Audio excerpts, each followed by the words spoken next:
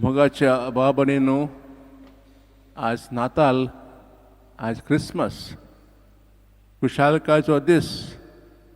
पूण क्रिसमस व नाताल म्हणजे कितें? नाताल दिसाक एक कुटुंब सकाळच्या मिसांत वांटो घेवन घरा आयलो. आंगणांत तांणी एक धाकटुलो गोठो केल्लो. तांचो धाकटुलो भुरगो गोठ्यांत इमाची दवरूंक आदार दितालो.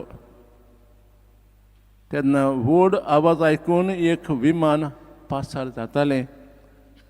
बापूयन ताका अशें म्हणलें, ह्या विमानान तुजो तितीव आसा, चल आमी ताका हात हालोवया. विमान पासार जातोच त्या भुरग्यान आपल्या बापायक एक प्रस्न विचारलें, डॅडी, ह्या विमानांत भितर सरूंक लोक मोलबांद कसो चडून वता?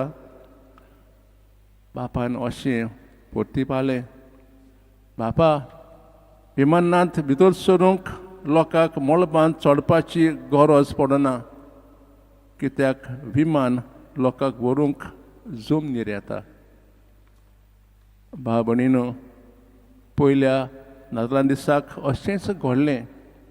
देवान आमकां आपलें रूप दाखोवंक आमचे मदें आयलो आनी आपलें तोंबू, आपलें घर आमचे मदें बांदलें. God pitched his tent among us. आनी ही खबर आमकां आयच्या वाचप्यांक मेळ्ळ्या. पयले वाचन प्रवादी आयजा पोरजेक अशें म्हणटा, तुमी बरवाशेन खुशालकायेन शांतीन रावात, कित्याक तुमचे मदें एक भुरगो जल्मला. दुसरे वाचपान पावलो टायटसाक सांगता की देवान आमकां ताचो पूत दिलो, कित्याक आमी ताचे फावो न्हय, पूण मोगान देवान आमकां ताचो पूत दिलो. शुभ वर्तमानांत तुमकां सोडूनार जल्मला ही खबर देवदूत गवळ्यांक सांगता. आनी खबर आयकून ते खुशाल बरे जावन बेतलेम येतात आनी ते पळोवन ते अजापतात.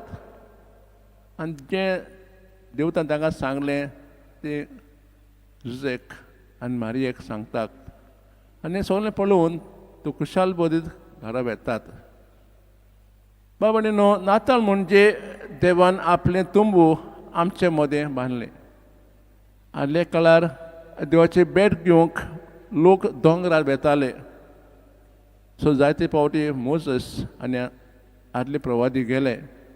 पूण आतां देवाची भेट घेवंक वा देवाक अणभवूंक आमकां दोंगरार वचपाची गरज ना, कित्याक देवान आपलेंच घर, आपलेंच तोंबू आमचे मदें बांदलां. आनी तो आमच्या सगळ्या वेव्हारांत वांटो घेवंक आयला. तो आमचे बरोबर जिवताचो प्रवास करूंक आयला. तो आमच्या सुखांत तशें दुखांत वांटो घेवंक आयला. खरेंच देव इमॅन्युअल म्हणजे देव आमचे मदें आसा. देवान आमचे मदें आपलें तुंबू बांदलें आनी अशें करून आमकां आपलें रूप दाखयलें. जुवाच्या शुभ वर्तमानांत आमी अशें वाचता, देवान आमचो इतलो मोग केलो की ताणें आपल्याच पुताक आमचे मदें आमचे पासत दिलो. तशेंच ताचे पयले चित्र आमी अशें वाचता, मोग म्हणल्यार देव. पाप सार फ्रांसीस अशें सांगता, Christmas is the feast of love incarnate and born for us in Jesus Christ. जीवचे जिवत आमी देवाचो मोग ओळखला आनी अनुभवला. तो आमचे सोडून पासत आमच्या पासत हे संवसार आयलो. 30 वर्सां जिवीत सारून उतरांनी कोडण्यांनी हो मोग दाखयलो.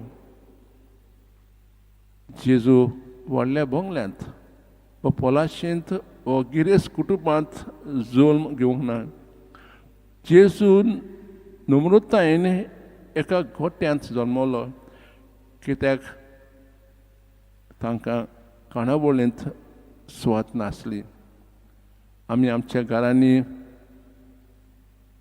गोठे बांदले आसतलेत आनी ह्या गोठ्यांत आमी जें पयले फावटी घडलें तें आमी दाखोवलें जातलेंत. जेजू कशे भाशेन काल्तिकायेन आमी मनशां मदें येवंक ह्या गोठ्यांत जल्मलो. बाबडेनो जेजून आमचे मदें येवन आमकां देवाशी वचूंक एक नवो रस्तो दाखयला आनी तो म्हणजे मोगाचो रस्तो, स्वताचो आनी खालतीकायेचो. आज जेन्ना आमी खुशालकायेन जेजूचो जल्माचो दीस मनयता, आमी मोगाची भुरगीं जावंक तशेंच आमी नम्रतायेन आमचें जिवीत सारूंक आज आमी खास ह्या खुशालकाये दिसा जेजू लागीं मागुया.